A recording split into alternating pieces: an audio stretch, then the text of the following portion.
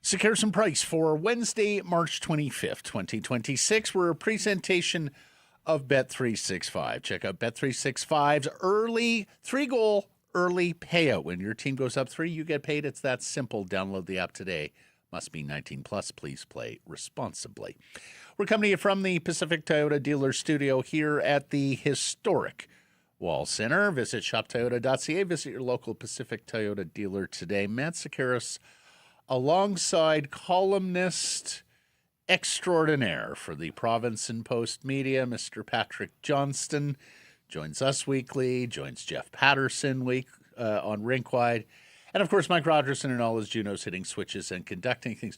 Junos go Sunday, so we may be up to 5 by next week. How are you?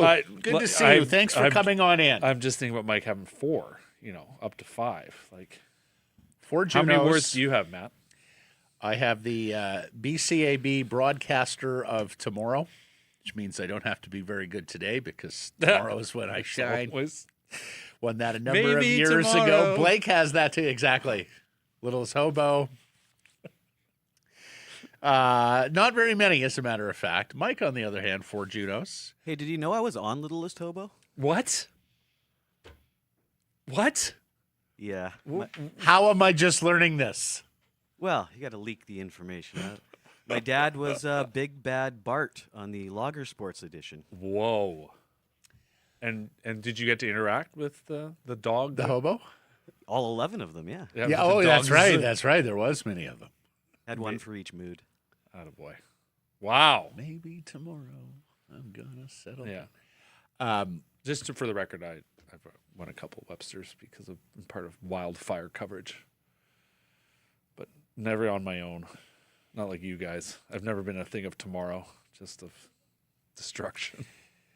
So welcome to the mantelpiece segment here with Mike and Peach as they compare trophies. I also haven't been on Little's Hobos.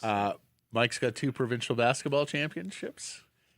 And, as he mentioned, he comes from a family of logger sports. He is a former world log rolling champion. This guy, at 18. What? Yes. Why are we even here? I know. Like, I ask myself that all the day. Why are you going to throw your weight around? The next podcast we produce out of the studio will be the Mike Rogerson life story.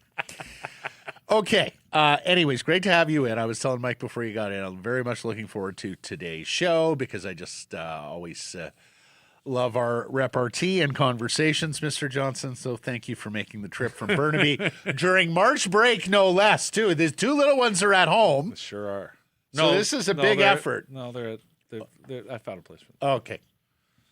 They're not. Well, I hope they're supervised. Yeah, I was going to say they need a guardian for hours and hours at some point. We'd be getting calls mid-show. Yeah, and he brought baked goods in this morning and Girl Guide cookies. Go out and support your local Girl Guides. They're selling the cookies. And I'm almost out of cookies, but if you message me, I might find a way to sell you some. Yeah, exactly. In fact, I'll need another box because we've already dug into the first one a little bit.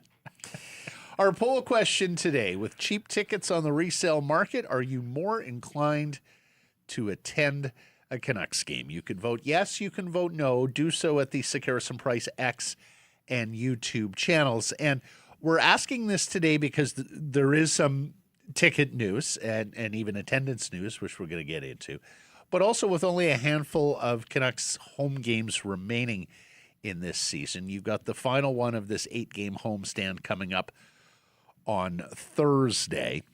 And then you have 3 home games in the month of April. And so there are scant few chances now to get out to Rogers Arena and see the Vancouver Canucks. And so we wanted to ask this while there were still a handful of games remaining and we could discuss, but also because of what everybody is noticing on the resale market, and that is just how cheap some of these tickets are. If you're not familiar we've been talking about this for several weeks. Like, I had a buddy who's not a really big hockey fan to begin with, but has 2 kids and is looking for activities. They're old enough. He's 8 rows up on the blue line for $56 a ticket a couple of weeks ago. $112 got them prime seats at Rogers Arena. And I mean, when is the last time you could say that? I know they went through a few difficult ticket periods in the Benning Desjardins era, but I don't ever remember it sinking to those levels. So you got the Thursday home game against the Kings left, which is the final one in this season-long 8-game homestand. And then you got 3 in April, Saturday the 4th against Utah, Tuesday the 7th against Vegas, and Tuesday the 14th, the regular season home finale player awards night jersey off our backs against the LA Kings.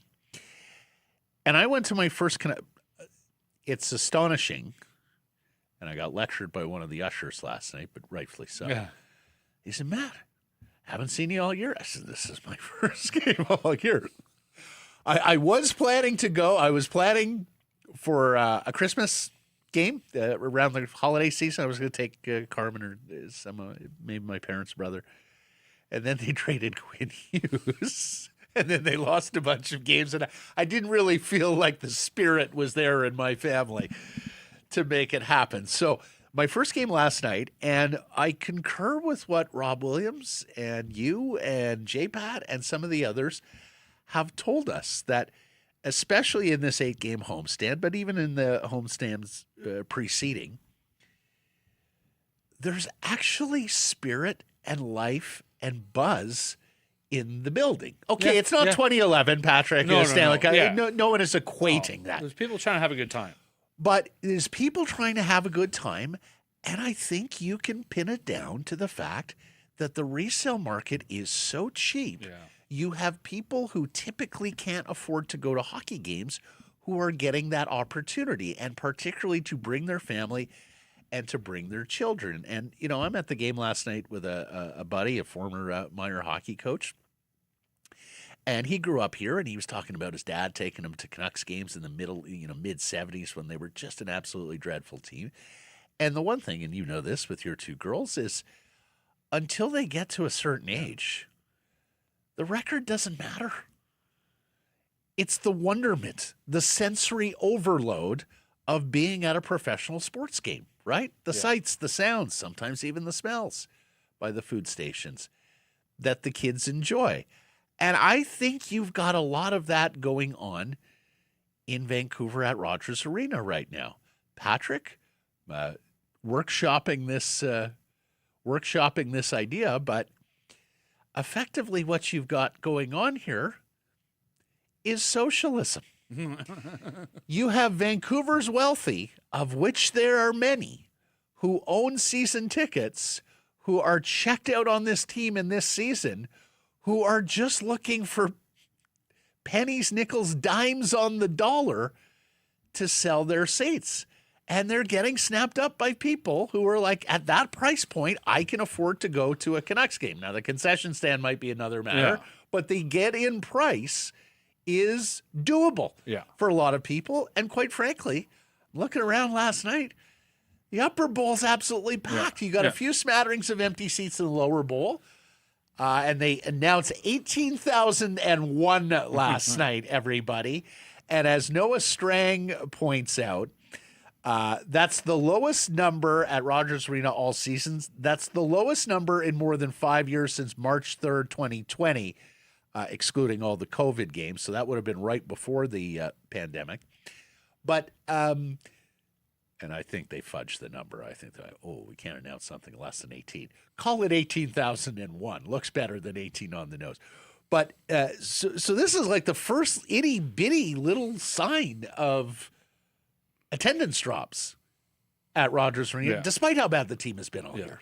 Well, you know, in all that, one of the things I think about is who's going, and you highlight first of all. I mean, there's people who are finding deals on the resale market. There's people, you know, young like Canucks Army's Lachlan Irvine, who's still technically a BCIT student, got a student rush ticket and was sat lower bowl for $50. Right, like you can find things. Which, by the way, those kinds of deals I think are irking people who are paying big money. Although not to necessarily the same degree as maybe just feeling like your value for money is not there. But the people that are You getting got no one to blame but yourself Yeah. if that's the case. Yes. but the people that are getting in for good value clearly are going to have a good time, right? And someone said to me the idea of attending a hockey game as a lifestyle product is more valuable to some people compared to the intrinsic value of the game. yeah. Was James Hansen said to me, which I thought was a thing. Yeah. Like people want to go and have a good time. Yeah. And in a certain level, and I gave the Canucks some praise last week. They put a little media suite together. A few of us were able to go watch a Warriors game, and the Warriors, like the Canadians, know exactly where they're placed in the market. Good time. And they connect well with their fans, and the fans go there and have a good time. And I'm not grumpy old man. Music plays, all that kind. There's a specific style of thing they're going for. That came up yesterday. Honestly, it's just I don't mind the music being on. It's like I realize I'm used to being able to at least hear the players a little bit, and like so I can there's the shouts and all that. So anyway, whatever. My kids had a great time, and like that's what matters. And so there's something there to it's important to not forget that. This is what my consistent message for the Canucks is like. Who is coming? Who are you serving? Yeah. Obviously, there's a premium element, and everybody's chasing premium, right? Like that's a big deal. It's Fine. huge in the world of sports now. Fine. I mean, with what they're doing for the most expensive seats and the customers who sit in them is quite extraordinary. Fine. But there's also a whole other tier of fan That's right. who want to feel served and feel like there's a relationship and don't want to feel gouged. Yeah. And we're seeing that because in the end, they know the team's probably not going to win, but they're like, at that price, I'll still have a good time. I may not buy too many beers. Yeah. But I'll find a way to have a good time. No, I hear you, and I shouldn't say I have no one to blame but yourself. Of course, you can blame ownership management for icing this just horrific team, and for a organizational plan that has been an abject failure for the better part of a decade. But here it is. Here's an account, Mike in the Okanagan, driving down from Peachland with my boys for their only game of the year tomorrow because of this, hoping for a fun night. You're seeing some of this, and when I say. We've talked about this before, and I believe you've been a party to that as well, alongside Blake. So Vancouver has a lot of wealthy people for whom the price of Canucks season tickets, they don't sweat. Right. They reflexively renew them year after year. It really isn't a discerning consumer decision. It's just, I live in Vancouver. I have the money. I like hockey. I want to be there for the big nights. And so I'll buy season tickets and maybe I'll give some away. Or I'll sell some on the through the resale program, what have you. You've got a lot of that in this city. And the thing is while Vancouver is a big metropolitan area, it is just small enough that an NHL game is an event. And this town loves it an event. So this team, this franchise, this ownership group, this market has been insulated from the type of consumer decisions that other fans in other markets make.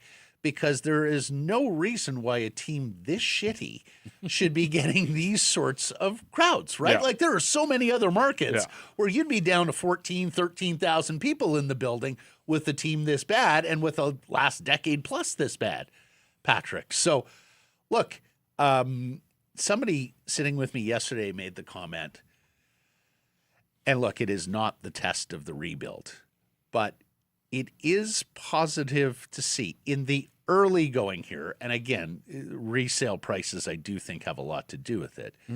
But right here at the beginning of the rebuild, that you are going to have people supporting it.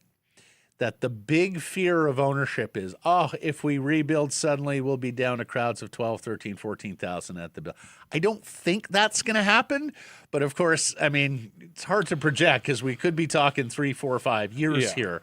I'm not sure the crowds are going to be 18,000 throughout the length of the rebuild. But I do think there's reason for Canucks ownership to look at this and say, I think we're going to be okay here attendance-wise during the rebuild. Certainly, Concur, yeah. Well, I mean, yeah, because I think I wrote this mid-season, and I sort of said it the other day. we've seen it this year. Like, okay, they're not selling out, but they're still getting close, and it's a little bit of like, I hate to say it, but the pricing for the World Cup, like people are up in arms, and I agree, is gouging. But they could have charged more, given how many the demand. So it's it's like the World Cup. I mean, yeah. And anyway, but what I'm saying is that they are in this window now, and it sounds like most of the tickets didn't go up, but there are examples, and I wrote about this yesterday. That we're going to get to it. Yeah, they have gone up. Like there are people who are frustrated, right? And sure, if this rebuild works, turns the corner, people are going to be banging down the doors to get back in, because as it stands, they remain the only big game in town, or certainly the big game in town. The biggest, yeah.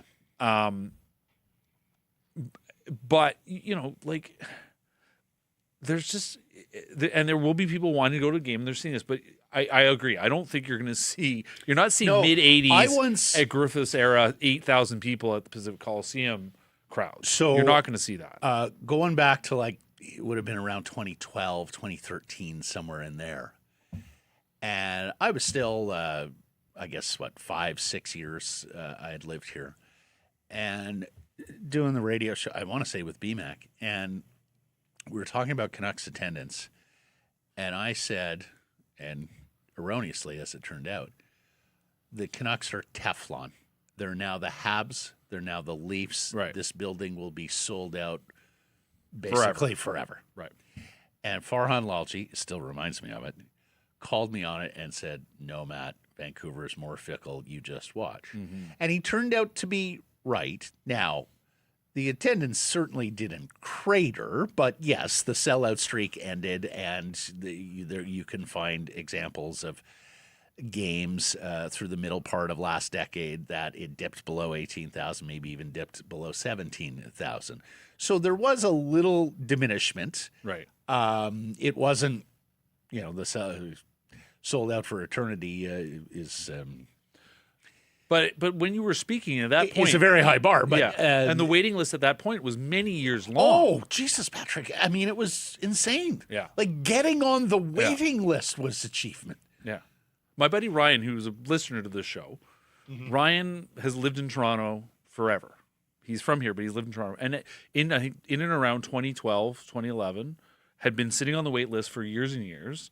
And then gets the call because he thought maybe one day, and they're like, do you want? And so him and a buddy, and Ryan would like come back at Christmas and go to a couple games and would sell the rest. Well, that's how I made it work. And he could not stop. And then at a certain point, in that era, if you got that magic phone call, you bought, because if you didn't buy, who knows if you were going to get a chance to buy season tickets again. Yeah. As it turns out, you did get that chance. There were many chances. There's a chance today.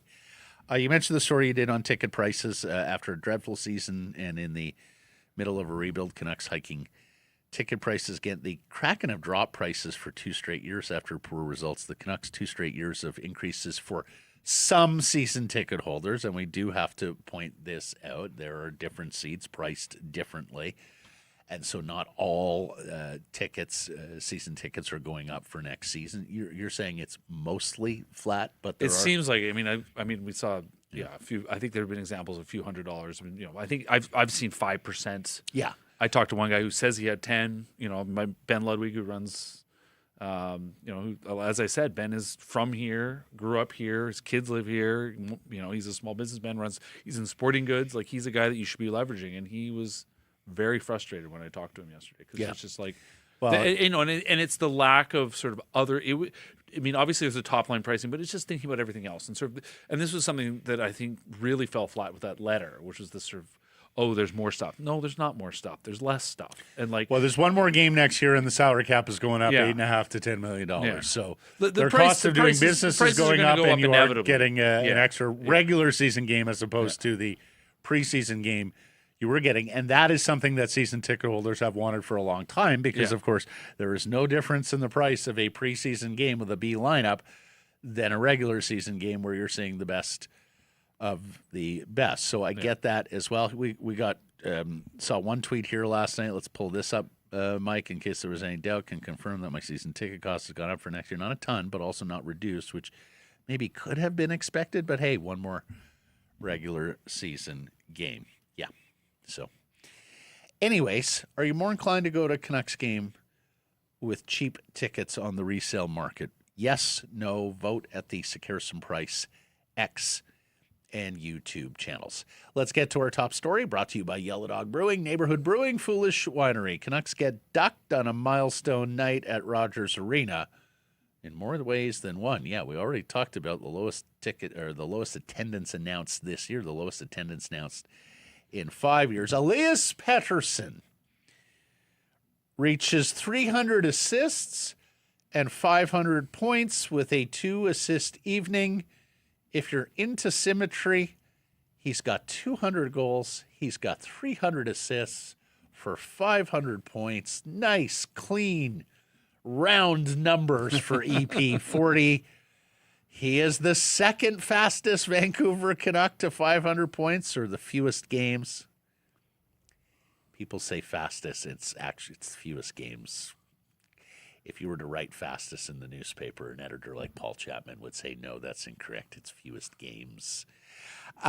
Second fewest games amongst any Canuck to get to 500 points after Thomas Gradin, who took 529 games. Elias just missed it, moves 533. Stan Smeal on that list at 561. He is the seventh player in franchise history to reach 500 points. You got the three of them. You got Petey. You got the Sedins. You got Linden. And games it took Elias Pettersson to reach this milestone. This is an interesting breakdown, huh? Yeah. First 100 points took 103 games. He was basically a point-per-game player. The next 100 points took 127 games. Okay, so a little bit longer. Then, holy cow, the jumps from 200 to 300 and 300 to 400, 76 and 84 games, Patrick. Mm-hmm. Goodness gracious. 200 points in 160 games. That's 100 points. Those are 100-point seasons, effectively. And now this last 100-point interval, it's taken 143 games. The most by 16 games. Yeah. I mean, it's one of these ones where I sat back and I looked at that and I thought a bit about the trend line. And, he turns 28 later this year. I mean, clearly we've seen a sudden drop off. Like, it is wild to look at for 2 years. His production and the way it fell off essentially 2 years ago, right around now. Because he was soaring, and a lot of it wasn't like unsustainable. He was shooting a lot. He was shooting from good areas. He was in all the spots, and Patrick, all of a sudden he's shooting 14% this year. He's got 107 shots in 62 games. Shooting. Like 14% is the very... volume is wild. And I'm going to look more at this because there is the classic NHL scoring curve, and he is now in that window. Like in your late 20s, it does start to go down a little bit, but the dramatic decline from, the peak is your 24-25. You hit your peak around 24-25. And then there's a slow let off until about age 30, and then it falls off. And so is it possible he's just hit this 2-3 years earlier? I suppose. But I think we've seen enough, given the sort of suddenness of the turn, that there's something else going on here. Yeah. And so to me, that is the story. And as I wrote about when I talked to him around the deadline and had this sort of, frustrated player who doesn't know what it is, and has no answer. Like that was very much in my mind that, am I, to use the old reference, and I think others are using it, is this Steve Blass? Like, did he just simply forget how to play hockey?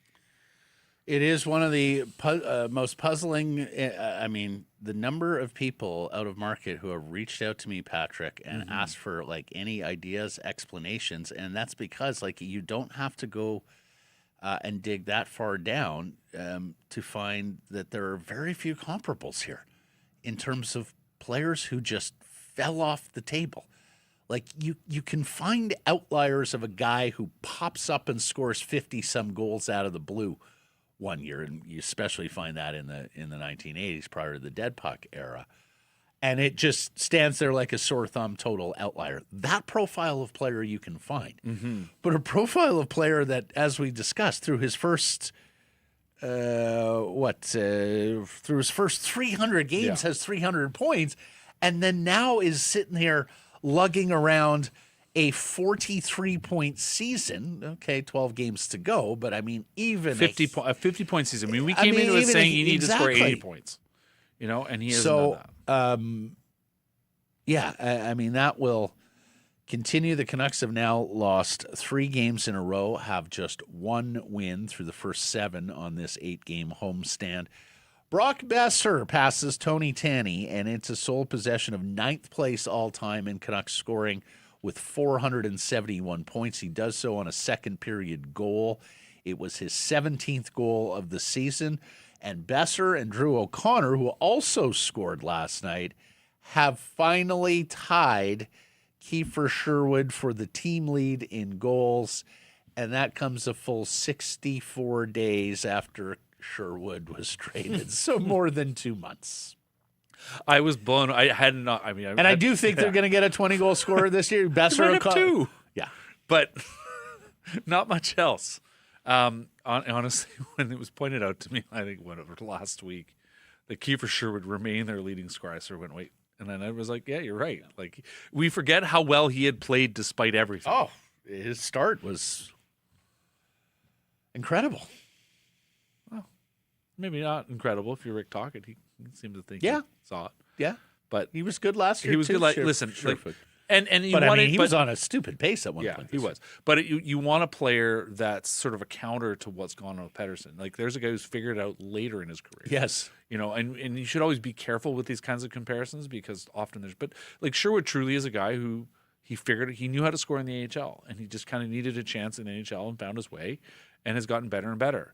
But he got into NHL lineups by being a dog on the bone forechecker and a physical player. Like he created his offensive opportunity by turning himself into a bottom 6 energy player. Yes. And it's not too dissimilar from the Anna Hansen and the Alex Burrows career arcs too, right? Like they had to be that player before they were going to get any kind of offensive.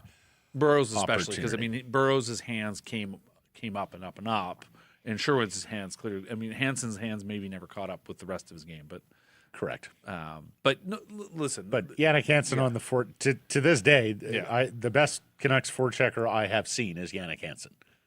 I will accept that. Bruff once said he turns over pucks that he has no business turning. That no NHL player has any business turning. Yeah. Like Yannick Hansen was good for creating like 1 turnover a game that virtually nobody else was going to create. Yeah. Side note: if you want to see great forechecking, and it sounds weird because you're like, of course, but also think about it. Macklin Celebrini, I swear, is the best forechecker I've ever seen. Macklin and him at the Olympics was he literally, I want that puck, and he would go get it. It was amazing. Yeah. No, Macklin's determination in just about every facet of the game, I find so compelling. I've been telling Jeff and Blake, like, this is the time of year where I start watching a lot more out-of-market games because you have playoff chase and what. If I see a Sharks game, I stay on that Sharks game. I find myself watching a lot of the Sharks. I find myself watching Columbus and the heater that they're on, and of course, doesn't hurt that there are 2 people there, Lawrence Gilman and Rick Bowness, that I have a lot of regard for. I find myself watching Senators games too. I grew up there, and I have a lot of friends who cheer for the team, but also because Travis Green is doing a hell of a job there this season. Like, I'm not sure that Travis is going to be a Jack Adams finalist, particularly if they don't make the playoffs. We got a huge victory last night over Detroit with just a ramshackled blue line. Had to call up 2 players are playing without Sanderson and Shabbat. And, of course, they couldn't get a save early in the season, which is why they're in the predicament they are in. If they manage to find a way into the playoffs, like Green, I think, is going to get a lot of Jack Adams love because of the way they play a super tight defensive. They don't give up much at all, that club. I was talking, we've talked a lot about culture and vibes and everything, right? The story I wrote, I guess, how long ago was the trade deadline? Just 2 weeks ago, right? Last week, I wrote a thing about culture and how everyone's just kind of like, oh, deep breath. We're past it. This is who we are. This is who we're going to be. And had this excellent conversation with Brock Boeser. Yes. And started got me thinking, okay, I mean, he maybe not long he's the captain, but clearly he's a leader that's going to be important to this group if this group's going to go anywhere. And he talked about sort of practice habits and sort of just self-discipline in practice and what you can learn. And you know who he cited? Travis Green. Yep. He said, because that, in the end, that's his first coach. And he said that was something Green harped on us all the time. It wasn't just show up for practice, but be ready to go and have a plan and be dialed into what we are doing. I was talking about this with my friend, the hockey coach, last night at the game, and we both agreed that Travis Green is the second best coach of the last 20 years with the Canucks. Alain Vigneault was the best because you just cannot argue with the results that Vigneault produced, and particularly his first season when a really ragtag bunch won the division. And yes, I know Roberto Luongo was sensational that year, but they scored enough goals to win that division and get to the second round of the playoffs with a roster that was very threadbare.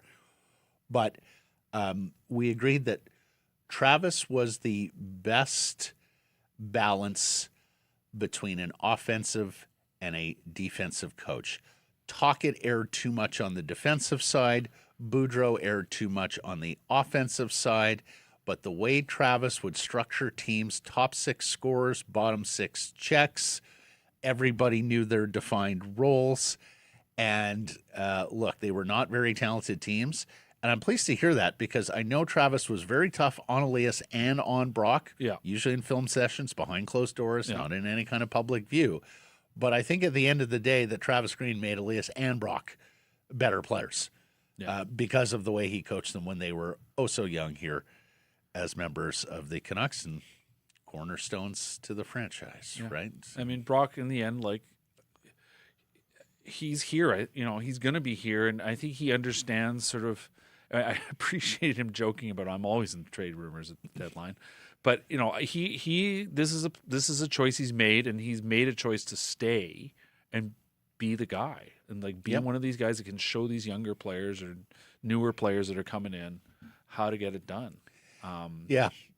Anyways, fun night, fun game last night. Boy, the Ducks play a very entertaining brand of hockey.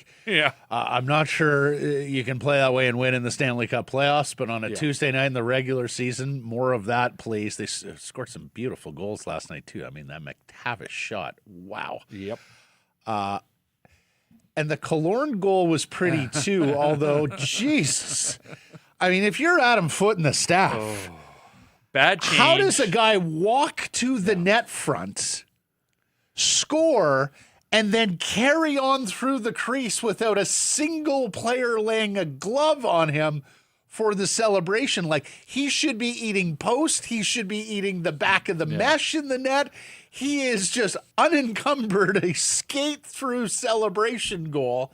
And Phil Rodick's on the ice, too. Like, that's what... Well, bad change. I mean, you watch replay. Bad change. Bad pinch by Joseph. Terrible pinch by Joseph on the far side. And, whether it was... Did Hronik not realize it was 300? Or did he know it was 300? I don't know. Did Ratchy say? But you went Ratchy was lost too. Do you know what? Also, it got me thinking a little bit of and we're gonna I know I'm gonna bring up the point with Frankie, but Bo Horvat's goal in the Olympics.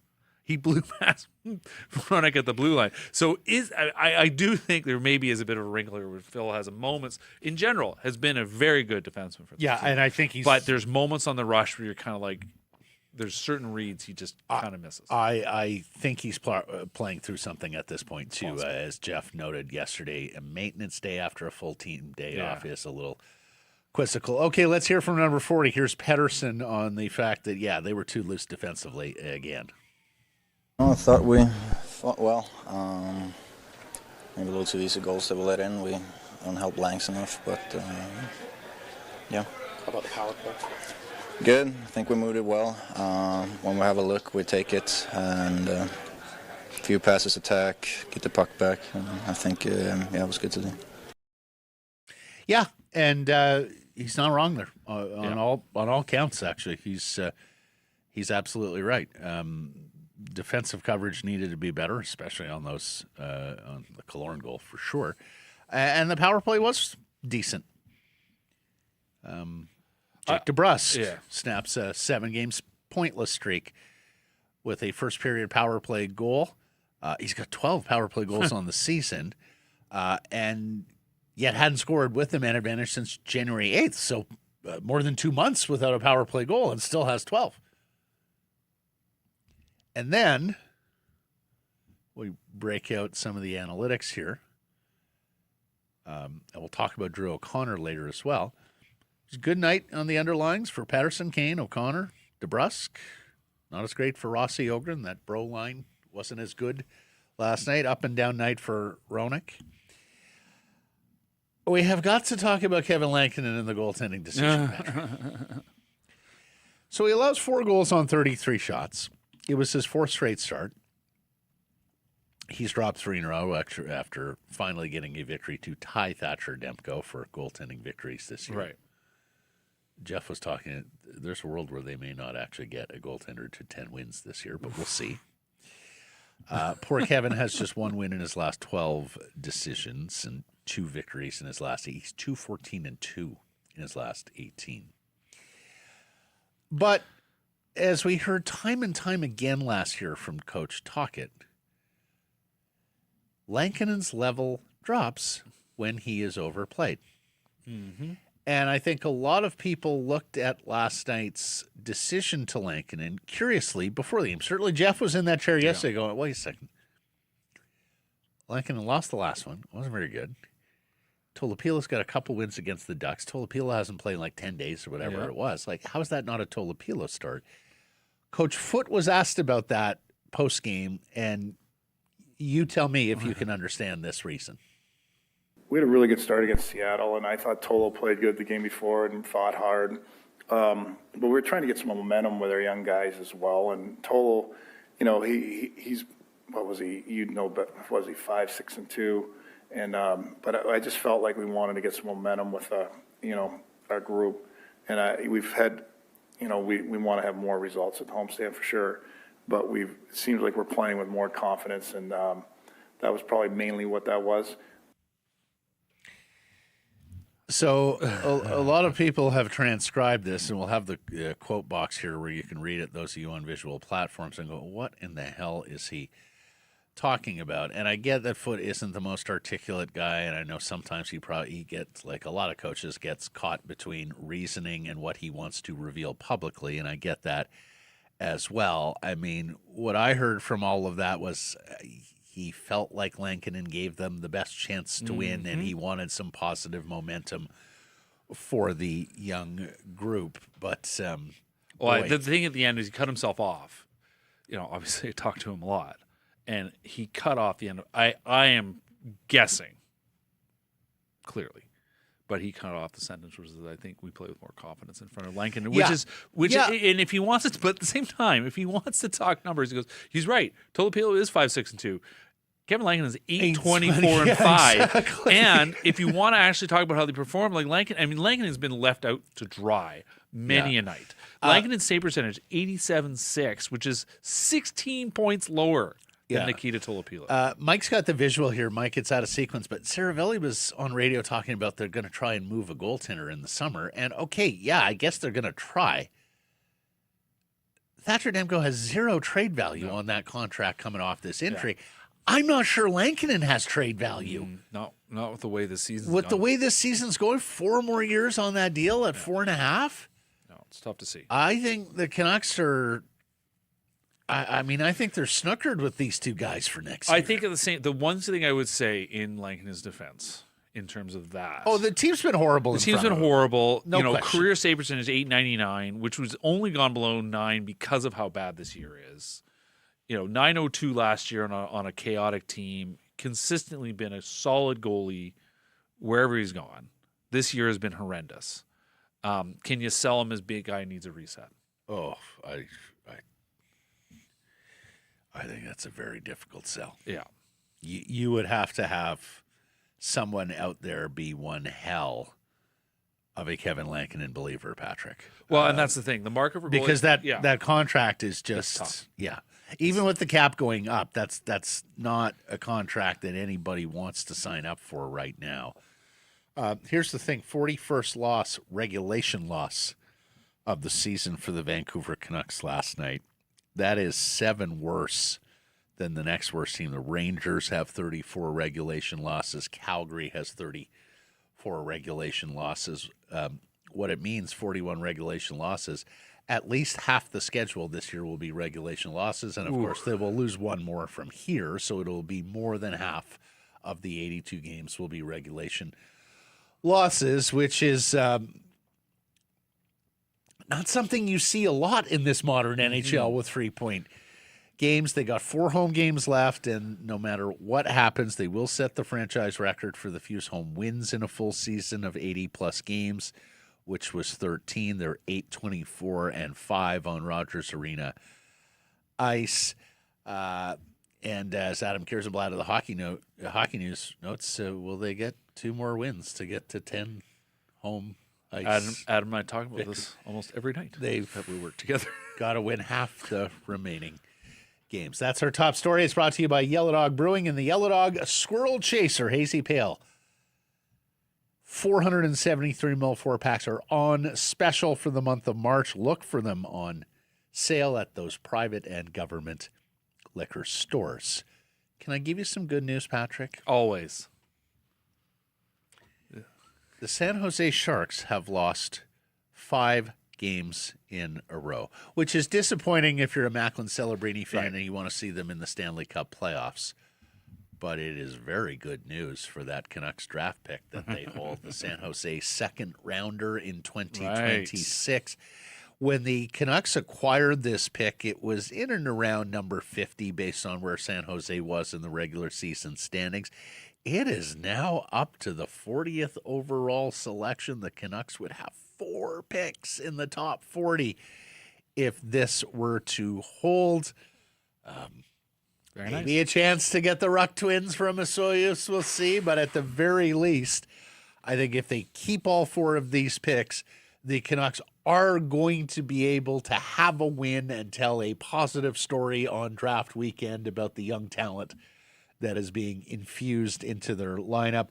The Canucks have never picked twice in both the first and the second round of the NHL entry draft. I still wonder if they're going to try to get a 3rd first-rounder here, like somehow. Is there a deal to be made on the draft floor? I'm not. They really want to juice this draft. Yeah, so I'm not sure. Look, Philip Hronek gets you a first-round pick, but they've said they don't want to trade Philip Hronek. Does DeBrusk get you a first-round pick? I don't. Not after this season. You're not going to trade one of the Minnesota guys. The one thing in Bruck's favor, or DeBrusk's favor, is his contract is super reasonable. It is reasonable. So even you can look at DeBrusk and say he was a better player when not on a dreadful team. Yeah.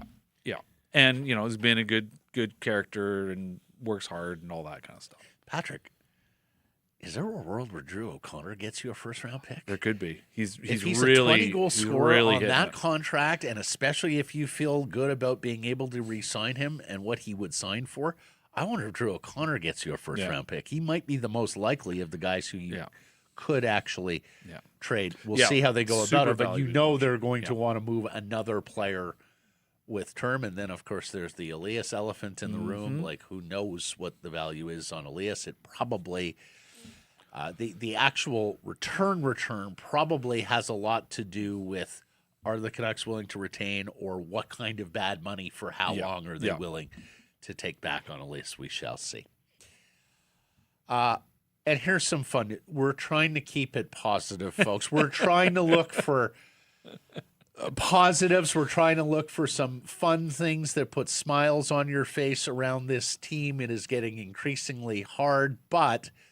some excellent work this week from Tyson Cole of Canucks Army, and occasionally on Rink Wide with Jeff Pettersson. We're going to have Tyson on the show tomorrow, as a matter of fact. We've referenced the terrific Steve Buium piece he did off his one-on-one interview. Tyson was busy earlier this week at practice. This was just so much fun. If you missed this, So that's Bliam, that's Villander, and that's D. Petey. And after practice, we are staging Fight Club. Okay, we are practicing fighting. I love how somebody steps into the linesman role there. That's DPD. That's DPD. Yeah. No, now they take turns. Yeah. Oh, yeah. No, that's it. First up was Bliam Villander. Then Bliam fires up the crowd. Some bows. DPD grabs Bliam. Down goes Eve. As Tyson writes, awesome seeing the young guys have fun out there. But not only did Tyson capture that footage, he then took it to the three guys the next day who just had a riot watching themselves from up high at Fight Club. So good on Tyson and good on those kids for finding some degree of levity. Like, it's pro sports. It's supposed to be fun, right? It's a child's game. And so good on those kids for finding some levity, finding some fun, bringing some sort of joy to the arena in a season where there has been so little joy and even fewer wins. One last thing. We have a new rule, Patrick. Uh-oh. Every single day, we bring some Canucks prospect item to our agenda, to our menu. Sometimes it will be draft prospects. Sometimes it will be prospects in the system. We have talked about Riley Pettersson in the past, the OHL centerman with the Niagara Ice Dogs. Mm-hmm. He has been nominated for this year's Red Tilson Trophy, which is the most outstanding player in the Ontario Hockey League, and good on him. If you take a look at the list, those of you on visual platforms, you got some first-rounders here, right? Cole Baudouin of Utah, Jake O'Brien of Seattle, Liam Greentree of the Kings, who was moved to the Rangers in that Panarin deal, O'Reilly, Brestevich, the younger brother of Hunter Brestevich, former Canucks prospect now in Calgary. Henry is on that list. Some draft eligibles on that list as well that you'll be hearing their names in June. Klepoff is one of the draft eligibles there. Anyways, good on him for getting on this list because it's a it's a very good league, the Ontario Hockey League. I mean, it produces the most NHLers, right? So we'll see if Riley Pettersson can take home that hardware, but he's had an awesome campaign. I will just mention our pal Steve Ewan, my colleague, has a wonderful story on Riley Pettersson that will be up. Oh, that's great. Shortly. Oh, good. Shortly, those of you listening live, just keep looking at it at Providence.com. And he also, I believe, speaking of Braden Coots today. Oh, good. So I believe that will be there as well. Lots of prospect stuff. I saw Coots was held out of the Prince Albert finale, but I want to say that was just precautionary. I know he had the injury previously. Yeah, he's good. He's good to go for game one. Yeah, their first round starts Friday, and I believe I think Steve talked to him this morning. Awesome. Let's get to our menu. It's brought to you by Greta. A fantastic spot to pregame or postgame. You are mere steps from the arena or the stadium, and if you're planning a group outing, Greta is the spot for you. The private riser in the back. You're surrounded by television screens. You can watch whatever you want. There's a dedicated bar for you back there. All the arcade games, game for everybody, plus a very delicious and approachable menu of street food. Try the Smash Burger. It is absolutely delicious. For more info to book your event, go to gretabar.com, Greta 50 West Cordova. Let the games begin. We're going to talk to Frank Corrado coming up here. Spend a lot of time on Elias Pettersson, but also on Drew O'Connor and Jake DeBrusk as well. Later in the program, I want to talk some Whitecaps future with this guy since we have you in studio because he's done some reporting on this. Also going to talk about the Goldeneyes and PWHL expansion, which is a double-edged sword. And some sports business happenings down in the Emerald City, both the NBA side and some rumors about Seahawks bidders. And a local radio legend in this province passes away. We will get to all those stories, later in the program. It is time now for our Bet365 bets of the day.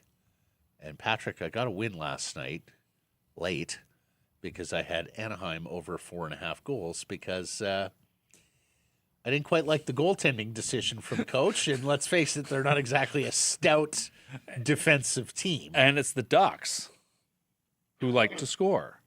My God, do they have some talent. And score. Gauthier, Seneca, McTavish, Lacombe, like on and on. That's what you're looking at in several years if the Canucks execute this properly, right? Where you just go, look at all the good young players we have. And these are the fun parts. Like when you get to the first season out of the rebuild, when you're competitive and going to the playoffs, oh, man, like the city, the community, all the fans come out of the woodwork. It's excellent stuff. Okay, where are you going on Bet365? Well, I think I'm setting you up, aren't I? I'm going to you are, play to the local crowd. Thank you very much, Patrick. You're Play a very the good local straight crowd. man. And let's go with the Seattle Mariners to win the World Series. What are the odds there? 13-1. 13-1.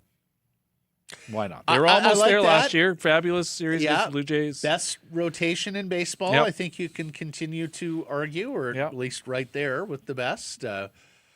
We'll see about the offense. I mean, good on them for bringing the Canadian Josh Naylor back. He was key. We'll see about Donovan and how much he can hit. We'll see if Young and some of the kids can step up there and complement the big bats they have in the middle with Raleigh and Julio. But I'm going in a different direction, Patrick, because you got a diamond.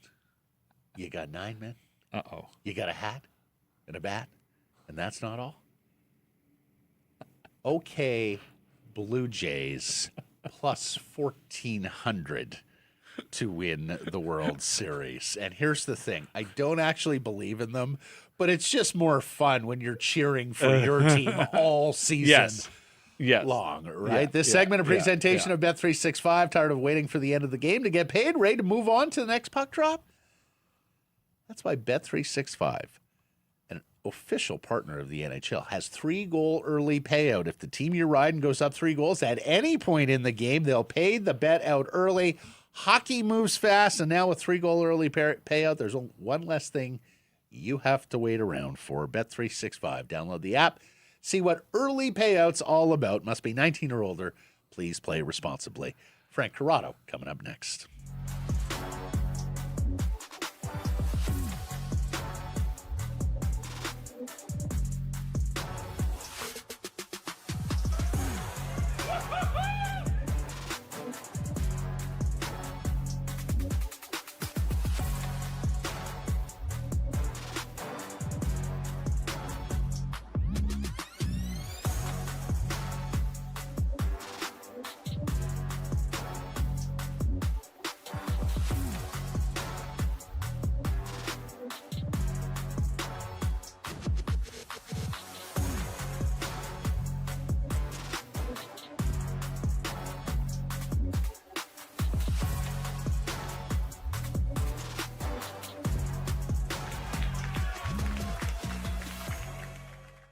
Harrison Price from the historic Wall Center in this next segment, brought to you by your Pacific Toyota dealers and Red Tag Days. Yes, Red Tag Days are on at Toyota.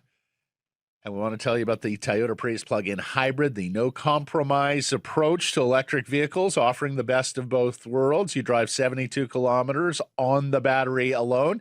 You get home, you plug it in.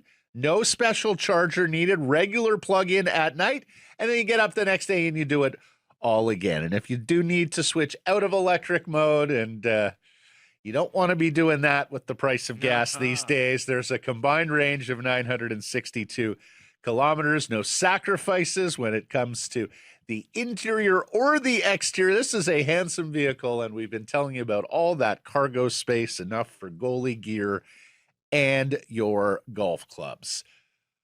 Visit shoptoyota.ca or your local Pacific Toyota dealer today. Red Tag Days on March through May. And here's former Vancouver Canuck and TSN hockey analyst, Mr. Frank Corrado. Frank, how are you? Hey, Frankie. Well, I'm in Montreal, and I just went for a walk to grab some lunch. And it's a place I've never been before. I wanted to get a burrito, mostly because it was quick and I like burritos.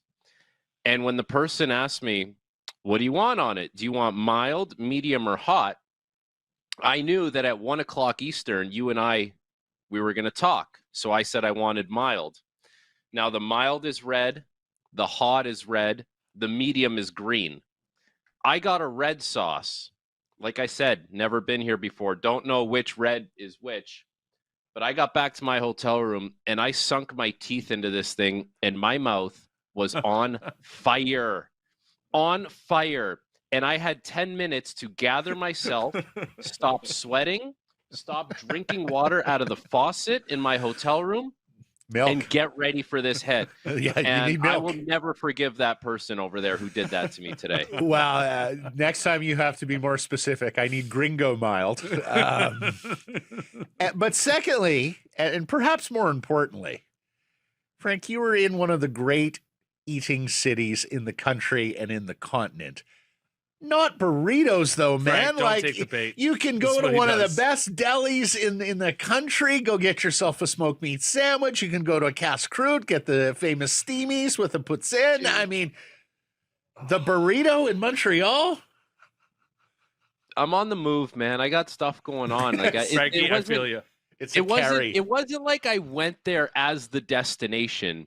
I was doing a couple other things, and it was on the way back to the hotel. So that's why it worked for me. Okay. Regardless, I will never go back there again. And if I see that person, I won't say anything because I'm not the type to say anything. But maybe I'll shoot them an ugly look. That's for There sure. you go. There you go. You of Yeah, the I remember miles. what you did to me. Yes, exactly. Yeah. We were just talking before we went on air here about the game, and Elias Pettersson getting to 500 points last night, Frank, and doing it as the second quickest Canucks, second fewest games to get to 500 points in Canucks history. I think that's catching a lot of people by surprise. Yeah. What was your reaction when you saw that last night? Well, it kind of just goes to show you what kind of incredible scoring pace this guy was at prior to the last year and a half, right? Like that puts it into perspective how good he was and his trajectory, how good we thought he was going to be for a long, long time. And it's funny, like I was sitting with yesterday in Montreal at morning skate, I was sitting with a member of Swedish media, Viasat. They were just talking Swedish hockey and, we talk Pettersson, we talk about the state of the Swedish men's team and how, the centermen now aren't exactly the centermen they used to have. Or you think about Henrik and Forsberg or, whoever, Zetterberg. They don't have those high-end guys anymore. But Pettersson was kind of supposed to be one of those guys and was tracking to be one of those guys for a long time. So, yeah, when you see him, hit the milestone, it just kind of goes to show you how much of that groundwork was laid in the first, I don't know, whatever you want to call it, 6 years of his career prior to the last little while, I guess. Just before Patrick jumps in here, I'll have you know, Frank, Elias Pettersson became such a non-factor on that Swedish team. You had Vancouver columnists on the ground in Milan who didn't go and bother to talk to him for an entire Olympiad. It didn't matter. I told you. Yeah. And they don't even have the answer. Like, we're talking back and forth and it's like, this is guy's boots on the ground in Sweden. I'm like, what do you hear? Is there anything? It was just hoping, hoping that at some point it happens again. Frankie, you said it. I mean, that was the first thing I thought about when I saw this. He was going to beat Thomas Gritty. He was going to be number one with a bullet on this list. And then he just stopped playing. And it is truly baffling. I mean, I wrote that story a couple weeks ago and just he doesn't at least have a public answer. We, a member of Canucks Twitter did a deep dive on this a couple of days ago. We had the graphic at the time, Frank. Sorry, I don't have it at the ready for you, but it was something like the last 3 or 4 seasons. Elias Pettersson had between 3 and 5 goals per season on like 20 to 25 tipped shots. This year, he's got no goals on tipped shots, and he only has but 2 tipped shots all season. Yeah. So, I mean, you tell me, but it sounds like an indication he's not going to the net front area this year. Yeah. No, it's fair to say that. And like, I don't know, that was something that he was so good at and willing to do, along with the big bomb on the power play and the fact that, he could shake and bake someone, even though it wasn't the most blistering of speed. You look at some of the smaller guys around the league who score a lot in front of the net. Like these guys exist, whether it's Brendan Gallagher. I'm in Montreal right now. Brendan Gallagher has scored a lot in front of the net. He's not big. He's always undersized when it comes to who he's going up against, but he wanted to get there. And Pettersson, like there's the graphic, which kind of tells you a lot. Not everyone is gifted enough to score from distance. Even the guy who's been the best goal scorer in the league from the moment he stepped foot in it in 2016, 2017 is Austin Matthews. Like even he's not good enough to just rip home pucks on a power play or fly down the wing and rip home pucks, because you're seeing what happens with him right now when he's not necessarily scoring around the front of the net. So I don't know. It's a mindset as much as it is any kind of skill you can think of. Yeah, and it's so unfortunate because Elias has some of the best hand-eye coordination I have ever seen, Patrick. Yeah. Like it's McGillney-esque. There was a play in the second period last night where Anaheim's trying to clear the zone, and it's a pacey puck, and Elias just takes it out of mid-air like it was nothing and controls it. Now, it was a high stick. It was blown dead. But the aptitudes to be able to do that is extraordinary. And that paddle of his stick, hey, like he's got that big, like the blade of his stick, it's oversized and it looks like a paddle, which is obviously advantageous if you're trying to tip pucks in front of the net. Yeah. Talk to me about that. Why do guys have the big paddle? Like what are the advantages? What are the drawbacks? So I tried that a couple times throughout the course of my career, like the oversized paddle, and essentially it's just so pucks don't bounce on you as much. So you have a little more surface area to like corral a pass or knock it down, or even to tip something. Like Draisaitl uses that really oversized paddle as well. His looks really odd when you look at it. A lot of defensemen use it. The drawback, and from my personal experience, not that my hands were great, but when I had like the regular length, my hands felt like I could stick handle just a little quicker. Whereas the oversized, it felt like it was just a little more cumbersome to have to move.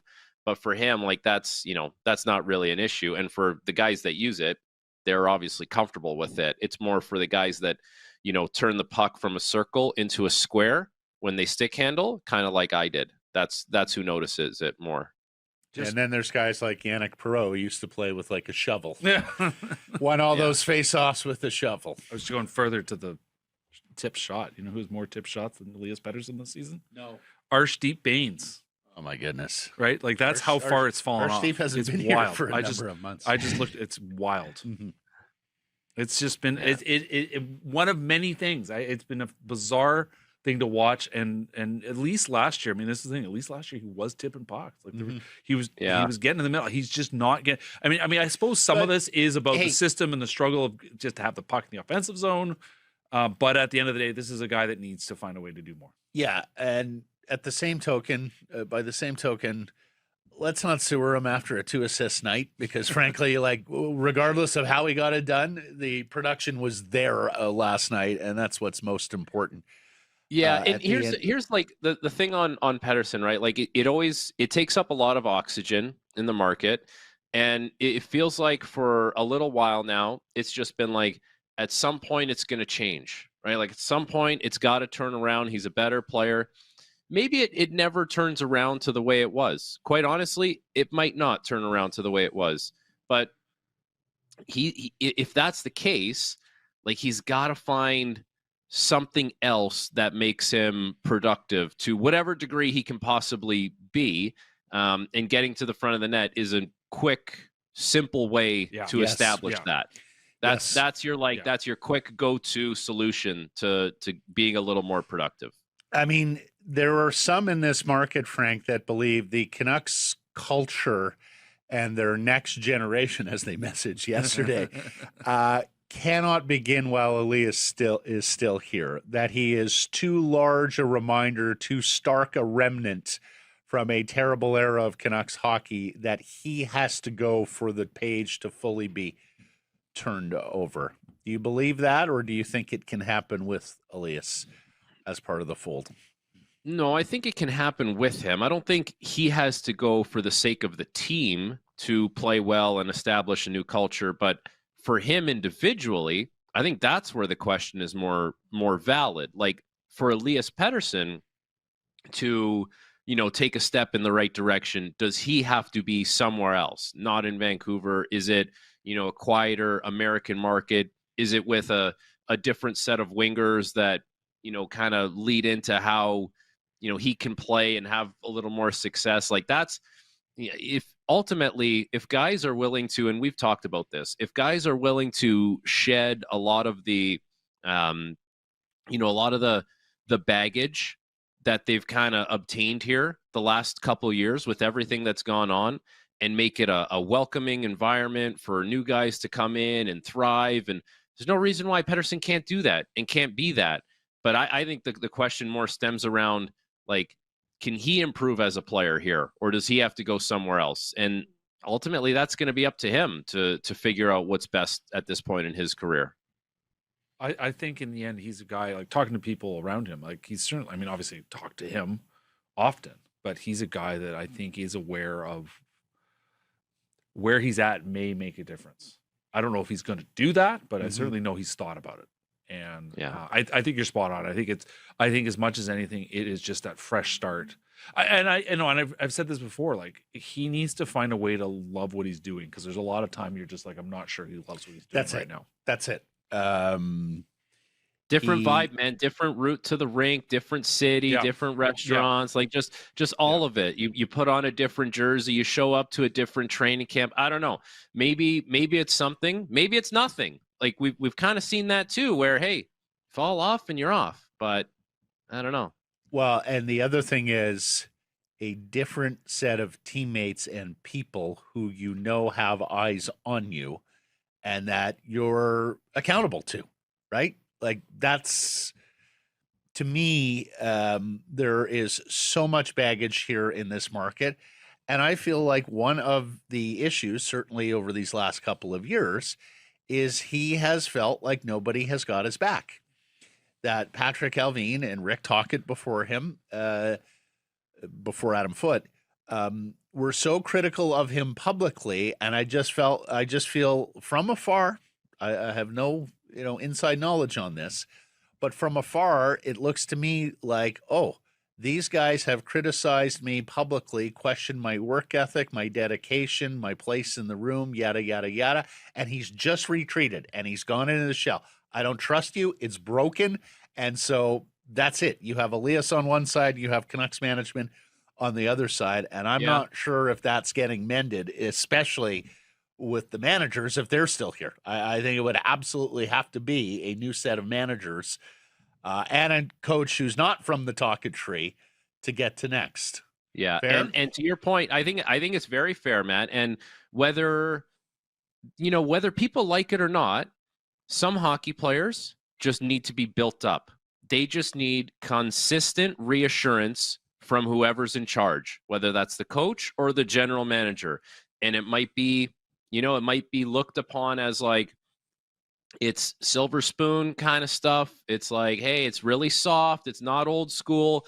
But, okay, at the end of the day, if the guy is a good player and he produces because of it, why do you care that you have to, like, pat him on the back constantly and tell him how good he is? Like, I know, like, it's a lot of work.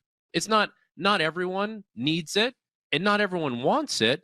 But, like, that might be what he needs. He might just need constant reassurance that, like, hey, it's okay, you're doing the right thing. Not the tension that we've seen with him, players, coaches. Like, my God, like it's been a lot. Like that's a lot of baggage to pick up in a year and a half. Yep, absolutely. And look, he hates being in the spotlight to begin with, so them putting him in the spotlight and for negative reasons, boy.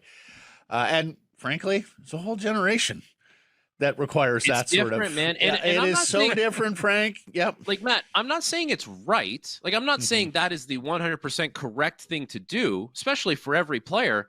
But in that case, I don't know. Yep. You've signed this guy for a long time now.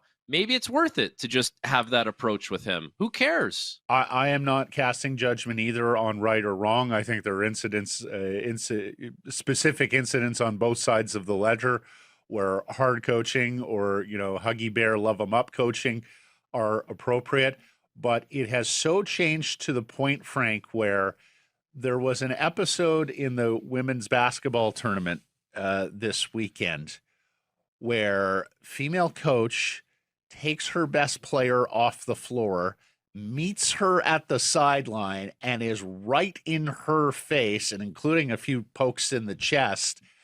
And it is really hard coaching, and the lip readers are there saying, okay, she's telling her, I believe in you. I believe in you. Don't for a second think I don't believe in you, but I need more right now. You've got to get your head in this game. And it is really hard coaching. My visceral reaction to that, Frank, was like, oh, can you coach kids like that anymore? Whereas, I don't know, 10, 15, 20 years ago, I probably wouldn't have even flinched when seeing that because you saw a fair bit of that in coaching circles in any sport. Not the same. Not the same. I think Farhan tweeted something out about that video, and I second it. But, people might look at that video and say that, oh, you can yell and you can scream and you can get in their face, but like the relationship that needed to be forged for both sides there to have trust in each other and say, like, my coach is getting in my face, it's because it's in my best interest.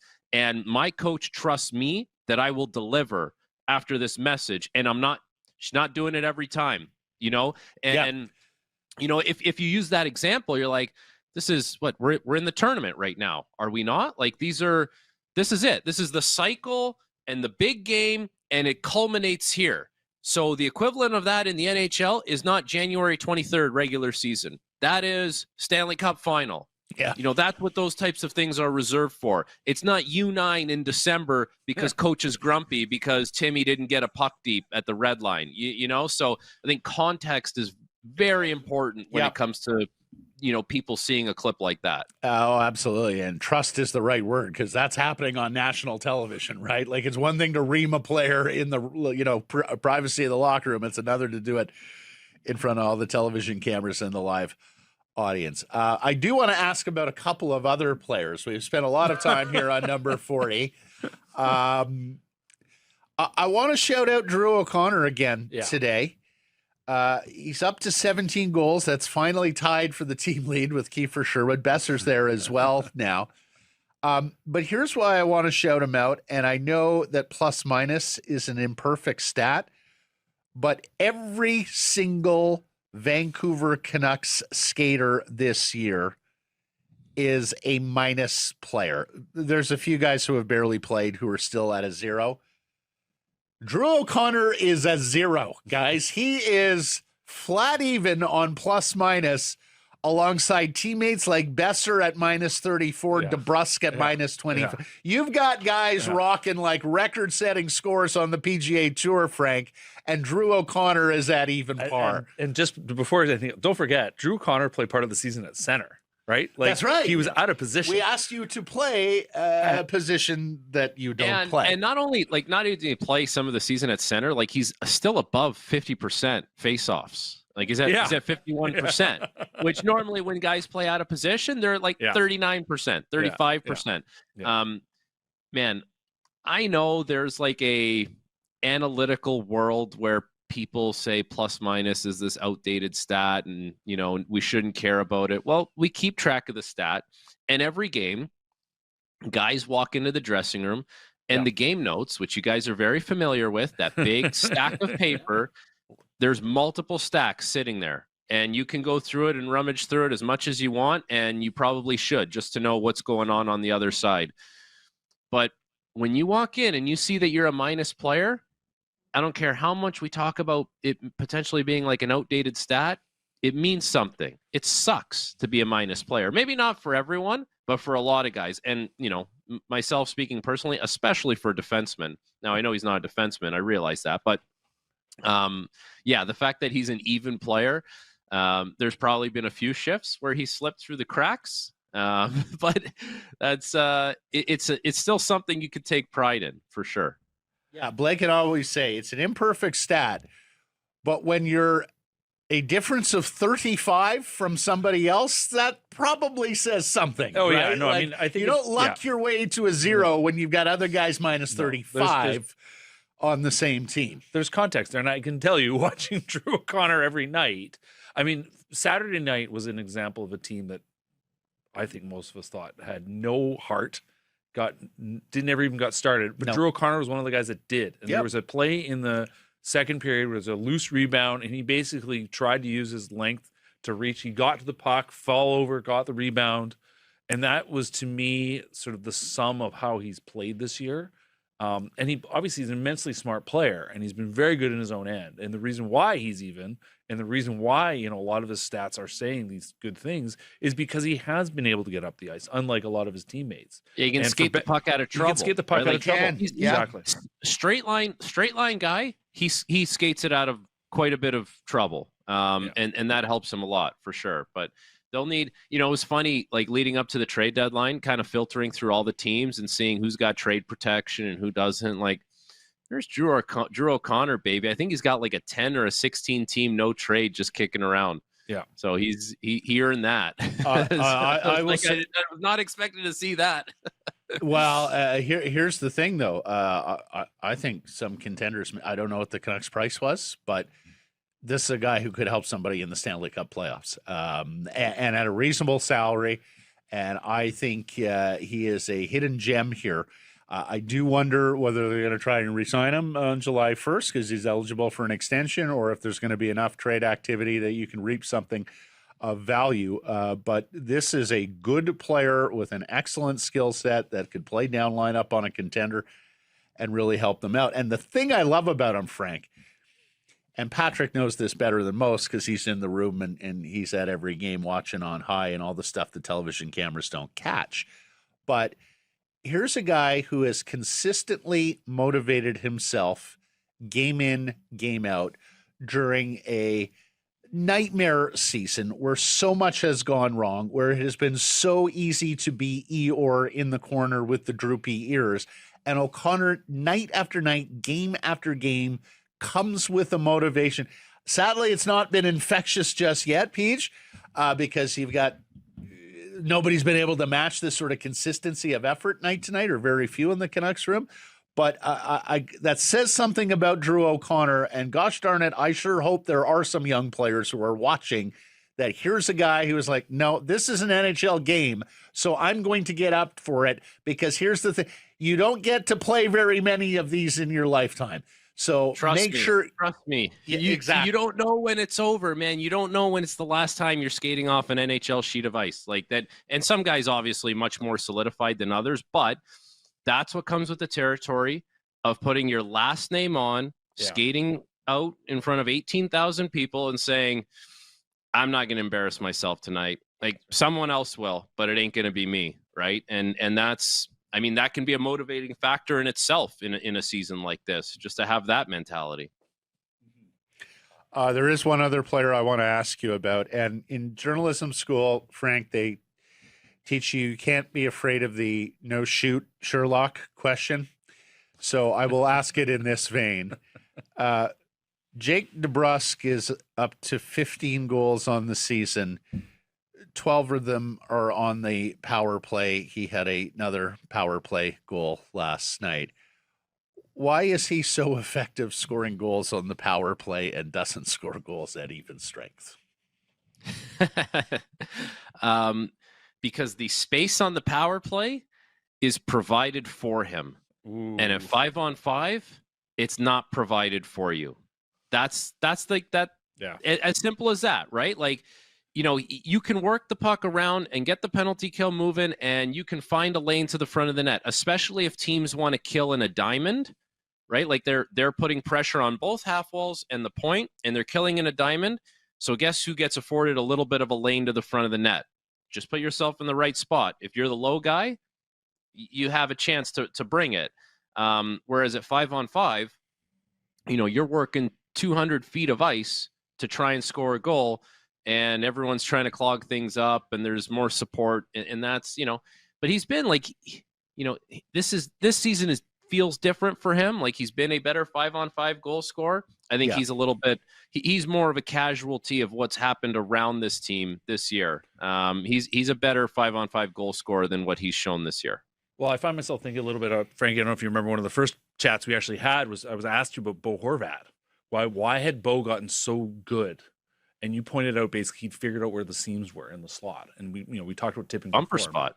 the bumper, but it was also at 5-on-5. Like I went and looked, I forgot. Like he had 20 5-on-5 goals before he got traded to the Islanders, and that was in and around there that you and I were chatting about this. Yeah, and that's exactly what I think about when you talk about the context. Petey. I mean, Petey perhaps a little bit of a victim of this as well, but like overall, this team has not done well working the puck to the slot and getting shots from the point, and he's suffered a bit. But I mean, in the end, you cannot only be a guy that's looking for tips. Like DeBrusk, like Pettersson, has had to find more. Have not found enough at 5-on-5, and it's pretty simple if you ask me. Yeah, that's I think back of DeBrusk playing for Boston at times, like really driving his feet, driving wide, and like that's just he needs to be doing that consistently. And that'll it might not. You're like, listen, you're gonna drive your feet. You're gonna try and take someone wide. You're gonna get pinched off 95% of the time.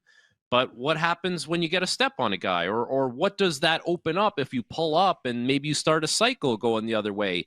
Can you start a cycle and then get to the front of the net and clean something up that way? But it starts because you're driving players back. That's right. Which he's capable of doing. The determination. That's what I loved about Bo when he'd go on those Patton and Brahma rushes straight to there was a determination that was greater than the next man. Yeah. And so sometimes it paid off. Yeah. Buddy, I remember doing drills with Bo after practice, me, Bo, and Dougie Lidster, and Dougie was trying, like, we were like spinning in off the boards, and then we had to get out of the turn and drive to the front of the net. It was just a generic drill. It wasn't specific to forwards or defensemen, but we were both doing it. And so Dougie gives me he's got to lean on you. So Dougie gives me a little cross check. My hips swivel a little bit. Dougie gives Bo a cross check. I think Dougie's stick snapped before Bo was going to feel anything like that. And he kind of looked at it and he looked at me. He was like, man, that's a sturdy kid. I'm like, no kidding. You see the size of him? Yeah. No, I find myself rooting for the Islanders because I want to see Bo and Schaefer in the postseason. And while we talked about it at the Olympics, no one deserves all these accolades more than Bo and the way he has worked. We're fresh out of time, buddy, so we'll let you get about your day there in Montreal. Maybe avoid the tamales and enchiladas for dinner after today's episode. Get some more traditional Quebecois fare, and we'll catch up next Wednesday, Frank. Thanks for this. Steak frites tonight. Steak frites. There you go. Fun hit today, Frank. Appreciate the time. Secure some price from the historic Wall Center and the Pacific Toyota Dealer Studio. Built by Arbor Lee, game night turns into a game weekend here at the Wall Center. From puck drop to last call, everything you need right outside your door.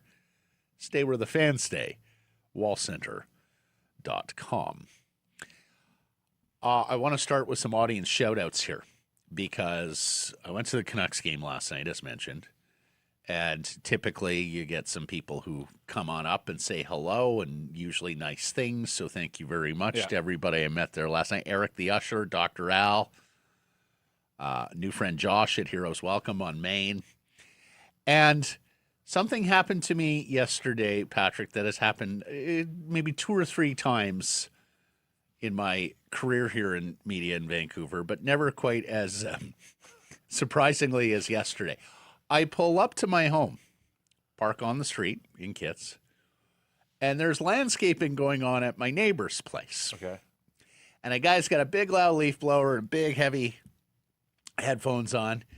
And I get out of the car and I sort of give him a head nod as I walk up my laneway, and he sort of gives me a head nod, and then he stops and then he looks at me for a second. And I get to my doorway and he goes, "Hey." He goes, "Sakaris?" Yeah. He goes, "I am literally listening to you in these." And then there you are. So shout out to Jason from West Landscaping. Appreciated the interaction yesterday right there at the door of my house. I I feel bad. I didn't catch the guy's name. I was taking the SkyTrain back to where I parked the car after the game on Saturday, and was walking down the platform and had this guy looking at me. And for a moment, I thought it was someone else. And I was like, no. And he looked at me and he nodded and said, I'm like, and I was about to say, do I? He goes, oh no, I'm just a listener. Yeah. So thanks to guy on the platform. Yeah, at exactly. SkyTrain. Guy on the platform at SkyTrain. I take notes now. I get names now. Yeah. For shout out purposes. Yeah. And it's truly one of the best parts of the job. Yeah, it really is. truly is. The doors it opens, just the easy conversations that are opened because you do this day after day. Okay, since we have you in here, because I know you've done some reporting on this, but I also I want your take. And look, Right. we'll be talking more about this at the conclusion of Canucks season. But so we mentioned that David Osted petition about the Whitecaps yesterday. We also mentioned the soccer palace that's being built in Sacramento. Axel Schuster late last week when they announced the mini pitches basically said no update on the stadium. Patrick, at what point does the alarm sound here? MLS has announced its sprint season for next year, that itty-bitty season that's going to buffer the move to the summer-spring schedule to get in lockstep with the rest of the soccer playing world. Like, at what point does no news become very terrible news and everybody starts talking about relocation? Well, I think as long as Greg Kerfoot is willing to lose his shirt. And he said he doesn't want to do that anymore. That's why they talked about being ready to sell. Obviously, you don't think this year is a deadline then? I'm not. Because it sounds like the commissioner thinks it's a deadline with BC Place. Yeah, but also the commissioner is not. How long is the commissioner going to be here? Like, there's a lot of variables here. I'm not saying it's impossible that they're somewhere else next year. Just to be clear, and in the end, he has said the way the stadium is set up is not tenable, not feasible. Yeah, they cannot carry on. Certainly can't carry on the way things are set up. I have thought there is always this element of maybe they get the management contract. Well, Garber has specifically said that. If the province of British Columbia wants us to run the facility, we are very interested in that. It'd be a departure for the province because, of course, for some reason they see value in Pavco, this arm's-length Crown Corp that makes them no money. Costs them money, and doesn't do a particularly good job of running the stadium either. Like, I still don't get that in any way, shape. That would be if I ever talk to Ravi Callan. That's my one question. Yeah, like why do you guys? Why Pavco? Because what am I missing? Why? Maybe I'm missing something. No. So I mean, you have professional companies that do this the world over and tend to do it a little more efficiently. And this is on the public dime. Naming rights, like that's an easy one. It's an easy source of revenue that so far the province has decided not. Although they opened the door to their credit, and part of that deal they cut, the door is open there to figure something. But you know, you're not wrong. It's been there for a long time. They've done nothing. Yeah. And well, there was a study that died when COVID hit. I mean, they were taking a good look at that, and then COVID and priorities changed. Everybody understands that. Yeah. But there comes a point this season, I think, when no news is bad news. Yeah. Because as you get closer to the finish line, I think you're going to have people sitting here going, okay, Whitecaps are having another good season. I think they will have another good season. But what am I investing in if there's no clarity about the team's long-term future or even short-term future in Vancouver? We're not there yet, but we're after World Cup, is that like we're not going to stop talking about it. I mean, the World Cup is going to be a huge factor. I mean, they've already identified it. They're out of the stadium at the end of April. Mm-hmm. They are not going to have to deal with finding a CONCACAF semifinal or final at like Commonwealth Stadium or something like that. Like, they were going to have to go far afield. If they had advanced that far, they were going to have to go far afield to play those games. They still have to figure out where they're going to play. I mean, I believe they have a place. They haven't announced it, but they have to play their quarterfinal for the Canadian Championship somewhere else. Yeah, because that overlaps with the end of the world, or the end of the World Cup's time here. You know, we are going to be talking about the logistics of MLS in Vancouver for a while yet, because until anything changes. Yeah, and look, the Hastings site, it has a lot of I mean, there are some drawbacks. Well, it's got a lot going for it, as Blake has been talking about, and he's absolutely correct. The outlay on the front end to do the stadium, Axel's mentioned this, to do the stadium, but also everything you're going to have to do around the stadium is a massive, massive amount of money. It is either going to take an audaciously rich person or a consortium of very, very rich people who are willing to make that bet. And as you well know, Patrick, condo market isn't great right now in BC. Nope.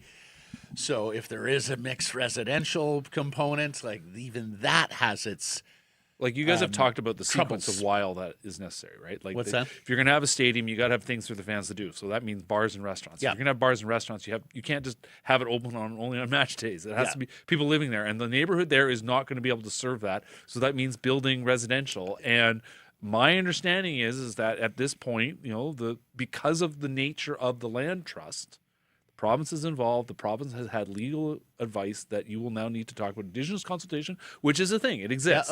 Right? And that on alone, it's just there's another step. And it's like, okay, then steps. You got to do planning. And then, as you said, you got to bring everybody together. It's like it is a big, huge project. Right. And of course, as this, even if it were to get going, you're years away. And so you're here at BC Place until then. Anyways, I really do hope at some point here we hear more by way of details with the Whitecaps, or at least they sound the alarm. This is what I've found myself thinking. Are they just going to go quiet until doomsday, or will Jeff and Greg sound an alarm at one point saying, look, last chance, we need somebody, and we need somebody in short order? I realize that's not a typical way of doing business. But I do think you owe it to the people of Vancouver to let them know if there becomes a alarm day where you need to get someone in there in short order, or the team's leaving, to see if that spurs anybody on. We shall see. Just one last point. Greg Kerfoot has wanted to build the stadium for 20 years. Yes. Like if you go back to the original proposal. The waterfront stadium. No, before that. There was a main and terminal plan, which has gotten completely forgotten about. Oh, wow. But there was a main and terminal plan that they were talking about. And then it got pulled out from them because basically the real estate... Have you heard anything about Joseph Tsai, this Alibaba billionaire, quasi-Canadian Steve Nash's buddy? I mean, beyond... he's really rich and owns some sports franchises? Beyond that. Beyond that, no. Okay. They've had 30... Some people came and actually looked at their numbers. Well, there were... As we know, Axel's made that clear. Yeah, and as I understand, there were a lot of people who were here for the big, huge crowd against LAFC in the playoff game last year. Moving along. Vancouver Goldeneyes lose again, and once again, a lack of goals is the problem. 2-0, they fall to Boston. They've lost 6 of their last 7. They are now 7 points back of the playoffs with 8 games remaining. The PWHL is expanding. The next round of expansion is going to be either 2 or 4 teams. There are still a lot of questions about where these teams would be.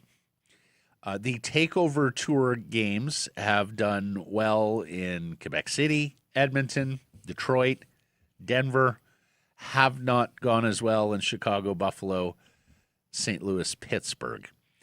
But here's the problem. And look, I do not doubt that there is an appetite in the here and now, commercial appetite for women's professional hockey. We've seen that in Vancouver. Crowds have been quite strong in a lot of the other existing PWHL markets. Do you have the player pool to support more teams, especially 4 more in one shot, Patrick? Not all the top talent is yet centralized in this league, particularly the best European players. So many games end with low scores. Check this out. No Goldeneyes game has exceeded 7 combined goals this year. And there have only been 3 occasions where the Goldeneyes and their opponent have combined for 7 goals. 3 times in 22 games. I was talking to someone who works for an NHL team and pays a lot of attention to PWHL. But basically said, is the Goldeneyes' inability to score unique to them, or is it a broader problem with the league? And basically the problem from their viewpoint is that it's essentially a shot power problem. Whereas we think of, being able to move cross-slot shots in the NHL, hard one-timers. We talked about PD earlier with Frankie. The ability to generate power outside about 25 feet, in their estimation, has been a problem, and it remains a problem. He said there's lots of creativity. The quality of hockey between the slot is great. Yep. I'd include the Goldeneyes in that. They're fast and physical. It's apparent how good they are when you're sitting close, but they work the puck around the perimeter on their power plays like they can shoot from distance, and nobody can rip it. They need to be more creative. You have to basically pass the puck to the net and score. So, I mean, it was really insightful, and it got me thinking, okay, right now, in that sense, if we think about it, and we can see the results in a certain level, there's an ascendancy of defense, right?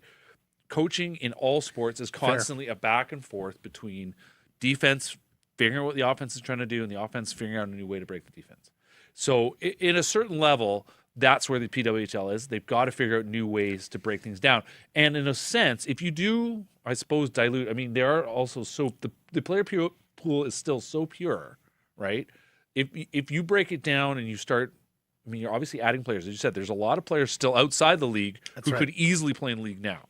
So it's not that you're necessarily adding scoring talent, but you're adding just sort of quality players.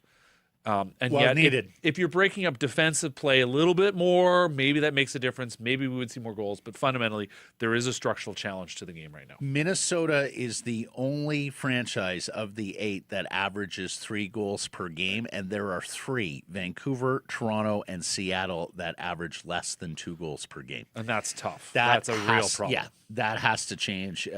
Best efforts have to be made to get all the best European players here, and as you say, on the shot development.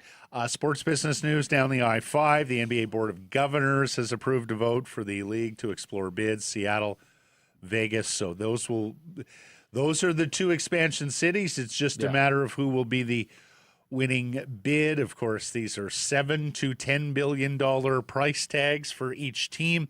Shams Charania reporting the NBA will examine Seattle and Vegas bids over the next several months and whether to execute the new franchise purchases now or in a few years. You have to think the preferences for now. Just the quick back of a napkin math on this is if you're an NBA franchise owner and you get these 2 teams in at the valuations they're talking, you get a check for nearly $500 million. So what that's a life. that is pretty good change if you can get it. And more sports business news in Seattle. And boy, if you're a Seahawks fan, you want no part of this. Put whatever. I realize Poly Market is not predictive, but Mariners owner John Stanton is weighing in as one of the favorites to be the next Seahawks owner. 34% chance on Poly Market.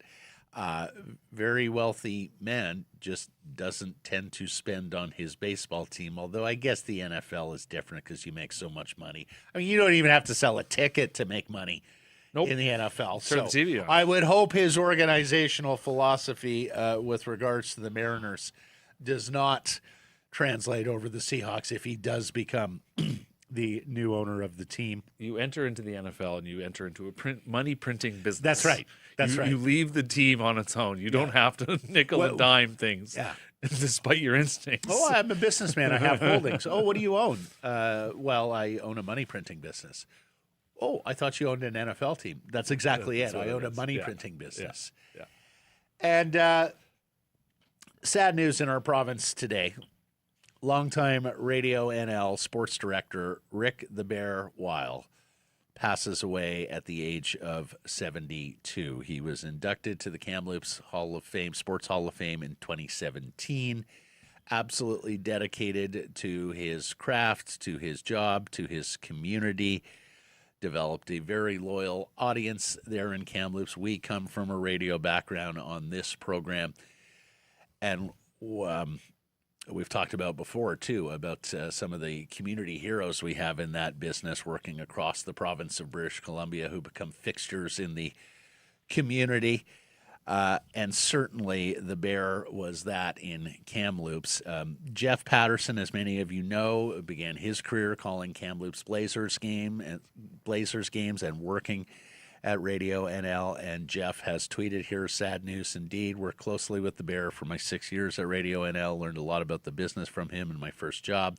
Earned his status as a local legend and his rightful spot in the Kamloops Sports Hall of Fame by putting in the hours and shining a light on every corner of the Kamloops sports scene. And we would like to extend our condolences to the family and friends of Rick Weil. Let's wrap up yesterday's poll question. We asked, should Canucks chairman Francesco Aquilini hold an end-of-season press conference, Patrick? Yes or no? What do you think the people said? Yes. Indeed. What percentage do you think the people? 90. 84. 84. Now, a lot of them, a lot of people, we talked about this yesterday, a letter, a social media post, something like that would suffice. Many, I don't care to hear from him. Others, absolutely. It's his mess. It's time to clean it all up. But very few people doubted that he would very few people believed that he would actually submit to an end-of-season press conference and take questions. And I think that's probably fair. Errors and omissions from yesterday's program and beyond. Jeff asked, where does the Seattle WNBA team play? I didn't actually know, but it is Climate Pledge Arena. And then salary cap for next year in the NHL. You're hearing the figure $10 million. The projection is $8.5 million, that it's going to jump by 8.5, but still that's a quite significant jump.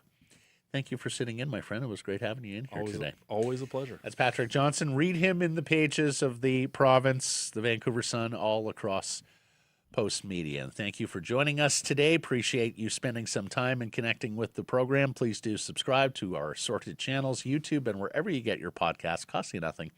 Follow on social. That's X, Insta, Facebook, TikTok, YouTube, Blue Sky, where this guy's at. We are live on many of those platforms at noon Pacific time weekdays. And of course, please do support the community sponsors you hear us talking about and keep it local.